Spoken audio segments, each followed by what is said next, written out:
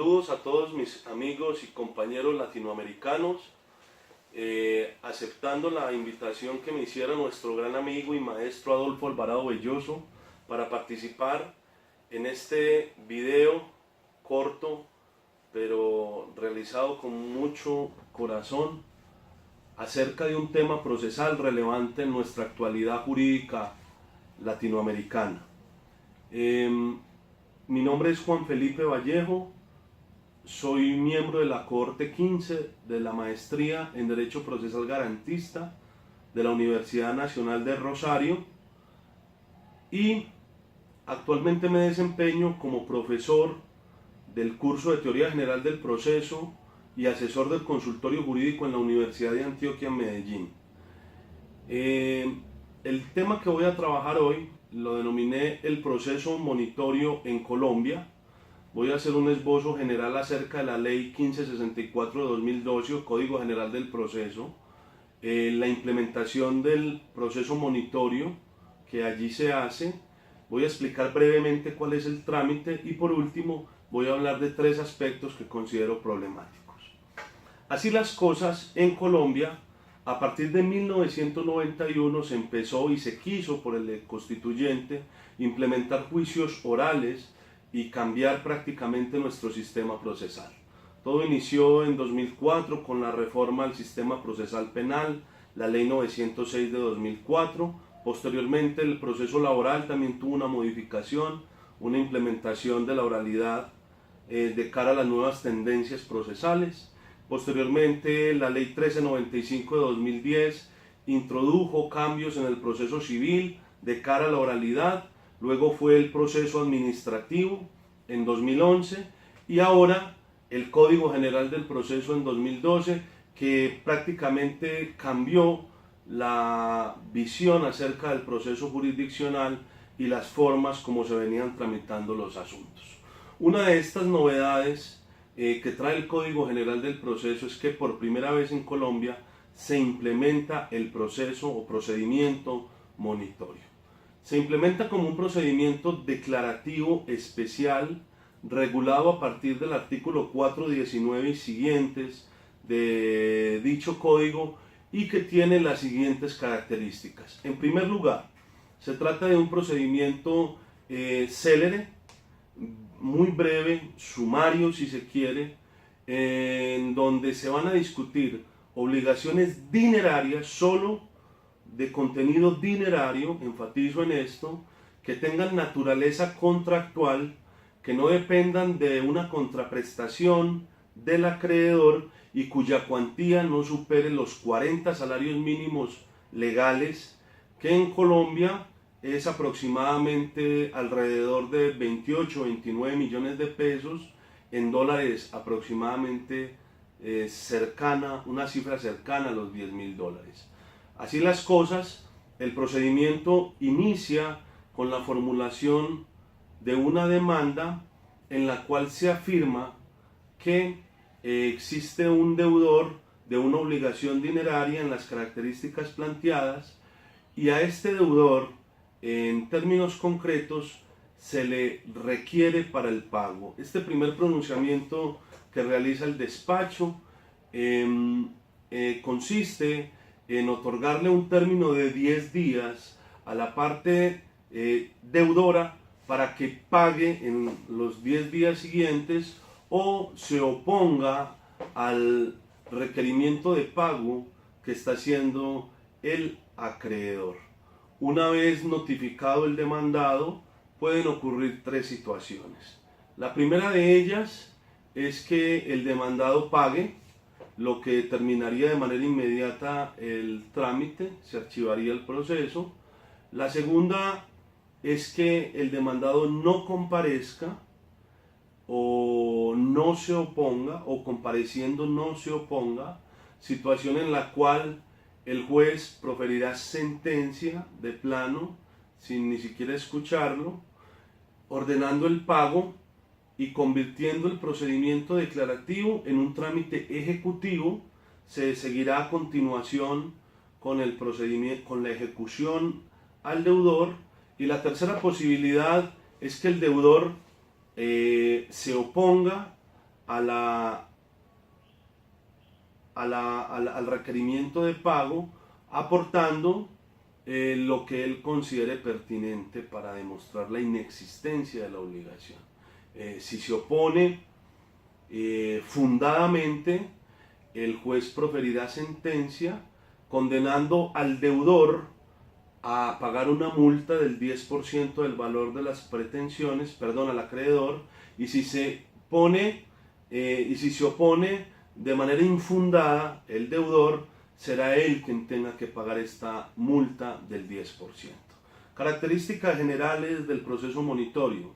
Se utiliza especialmente para este tipo de asuntos en donde las personas no documentaron la obligación, ¿cierto? Su origen italiano es precisamente a partir de la costumbre que tenían los mercaderes de no documentar sus obligaciones. En Colombia, muchas de las justificaciones que se utilizaron para implementar este procedimiento partieron del hecho de que era un mecanismo para permitir el acceso a la administración de justicia de las personas menos favorecidas, que son quienes en últimas y en definitiva pues acostumbran a prestar o a tener algún tipo de situación contractual y a no documentar las mismas, ¿cierto? No obstante, en la práctica se están presentando tres inconvenientes. El primero de ellos, el que tiene que ver con el conflicto que se suscita judicialmente respecto de si en este tipo de asuntos se requiere agotar la conciliación prejudicial. En nuestro sistema procesal, la conciliación judicial es un mecanismo obligatorio para poder acudir a la jurisdicción en los asuntos declarativos. Siendo el monitorio un asunto declarativo, se tiene que, en principio, pues se tendría que agotar la conciliación prejudicial. No obstante, la realidad práctica de los asuntos obliga a que muchas veces las personas no puedan agotar este mecanismo, ya que el mismo es oneroso, dispendioso, y no existen los mecanismos de acceso a la administración de justicia para que las partes en términos concretos puedan acceder a este mecanismo. La mayoría de centros de conciliación cobran por dicho servicio, y si se trata de un procedimiento que va dirigido a las personas menos favorecidas para que reclamen sus acreencias, pues resulta contradictorio que se esté exigiendo este tipo de trámites previos para poder reclamar las acreencias. La segunda opción que le quedan a las personas es solicitar una medida cautelar para de alguna manera ahorrarse la obligación de agotar la conciliación prejudicial, lo que también trae aparejado otro problema, y es que se desnaturaliza la esencia misma de la medida cautelar y se utiliza como un requisito previo para acceder a la jurisdicción y no como una garantía para evitar que la sentencia se haga nugatoria. El segundo problema que se está presentando es en materia de la notificación. Si el proceso monitorio requiere que que el deudor sea notificado personalmente, es decir, que el demandado vaya al juzgado y haga acto de notificación personal, ¿cierto? Bastaría con simplemente tener el conocimiento de que si no voy al juzgado, el proceso monitorio se frustra.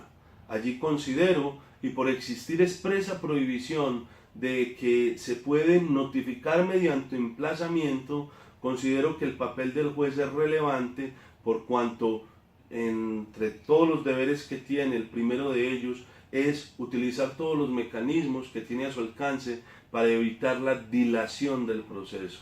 Entonces, en ese orden de ideas, considero que el juez, si es del caso, deberá requerir al demandado para que efectivamente se preste a hacer esta notificación personal.